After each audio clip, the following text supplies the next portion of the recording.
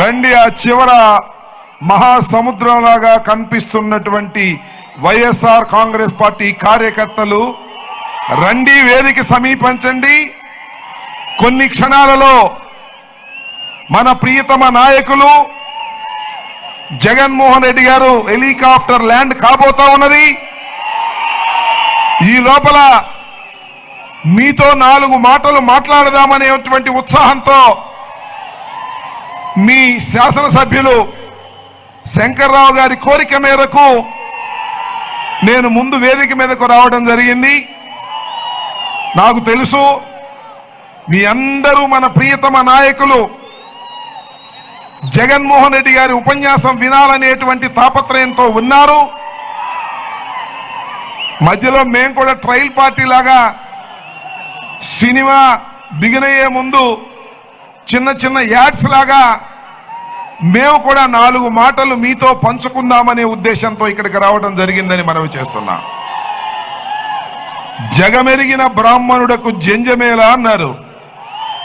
అలాగే పెదకూరపాడులో 5 సంవత్సరాలు చక్కని పరిపాలన అందించినటువంటి నీతి నిజాయితీ కలిగినటువంటి శంకర్రావు గారి గురించి నేను ప్రత్యేకంగా చెప్పవలసినటువంటి అవసరం లేదు.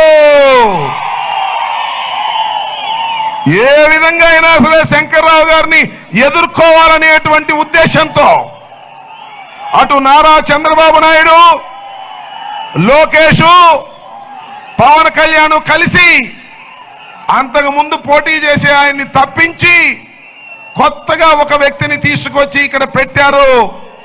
పెట్టినా నేను మనవి చేస్తున్నా, మీ అందరి ఆశీస్సులతో కని విని ఎరుగని మెజారిటీతో జగన్మోహన్ రెడ్డి గారి ఆశీస్సులతో శంకర్రావు గారు ఫ్యాను గుర్తు మీద మళ్ళా 2వసారి గెలవబోతున్నారని కూడా ఈ సందర్భంగా నేను చెప్పదలుచుకున్నాను. ఒకరు కాదు, ఇద్దరు కాదు, 3 కలిసి వస్తున్నారు వైఎస్ జగన్మోహన్ రెడ్డి గారిని ఎదుర్కోవడానికి. అయినా సాధ్యం కాదని మనవి చేస్తున్నా. ఈ రాష్ట్రంలో 5 సంవత్సరాలు సుభిక్షమైన పరిపాలన చేసినటువంటి మహోన్నతమైన వ్యక్తి జగన్మోహన్ రెడ్డి గారిని మనవి చేస్తున్నా. నేను అనేక సందర్భాల్లో చెప్పా, మాట ఇస్తే తప్పని మొనగాడు జగన్మోహన్ రెడ్డి గారు. మాట ఇస్తే ఆ మాటను తుంగలో తొక్కేటటువంటి మోసగాడు ఎవరు? నారా చంద్రబాబు నాయుడు. నేను మనవి చేస్తున్నా, 1989లో నేను రాజకీయాల్లో ప్రవేశించా. ఆ రోజు నుంచి ఈ రోజు వరకు చూస్తున్నా, ఏ రోజున కూడా మేనిఫెస్టోలో చెప్పినటువంటి విషయాలను దేన్ని అమలు చేయనటువంటి ఒక దుర్మార్గమైన రాజకీయవేత్త నారా చంద్రబాబు నాయుడు అని మనవి చేస్తున్నా. ఏ మాట అయితే ఇచ్చాడో, మేనిఫెస్టోలో ఏ మాటలైతే చెప్పాడో ఆ మాటలను తూచా తప్పకుండా 99% అమలు చేసినటువంటి మొనగాడు జగన్మోహన్ రెడ్డి గారని మనవి చేస్తున్నా. మీ అందరికీ గుర్తుండే ఉంటుంది, ఏం చెప్పాడు? రైతు రుణమాఫీ అని చెప్పాడు. చేశాడా రైతు రుణమాఫీ? డ్వాక్రా మహిళ రుణమాఫీ అన్నాడు, చేశాడా? నిరుద్యోగ భృతి అన్నాడు, చేశాడా? ఇచ్చిన ప్రతి మాటను మోసం చేసినటువంటి దుర్మార్గమైన మోసగారికి ఓటు వేయడానికి చెయ్యొస్తుందా, వేలొస్తుందా ఒక్కసారి ఆలోచించమని మనవి చేస్తున్నా.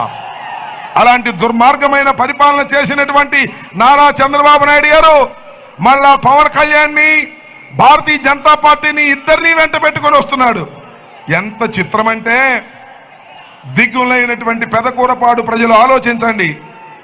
3 పార్టీలు గెలిచాయి, ఉమ్మడి అభ్యర్థిగా పోటీ చేస్తున్నారు. ఇక్కడ అన్ని చోట్ల ఉమ్మడి మేనిఫెస్టో రిలీజ్ చేశారు. అరే, ఎప్పుడైనా ఎక్కడైనా రాజకీయాల్లో విన్నావా? ఉమ్మడి మేనిఫెస్టోలో పెడితే ఒక పార్ట్నర్ ఆ మేనిఫెస్టోను అంటుకొని బాబు అది అపవిత్రమైంది, దానిలో ఏది కూడా చంద్రబాబు నాయుడు చెయ్యడు అని చెప్పాడు. ఇంతకన్నా ఏం కావాలి అని అడుగుతా ఉన్నా. ఆ మేనిఫెస్టో మోసఫెస్టో, దాన్ని నమ్మి ఓటు వేయడానికి ప్రజలు సిద్ధంగా లేరు అని చెప్పవలసినటువంటి బాధ్యత పెదకూరుపాడు ప్రజలకు ఉందని మనవి చేస్తున్నా.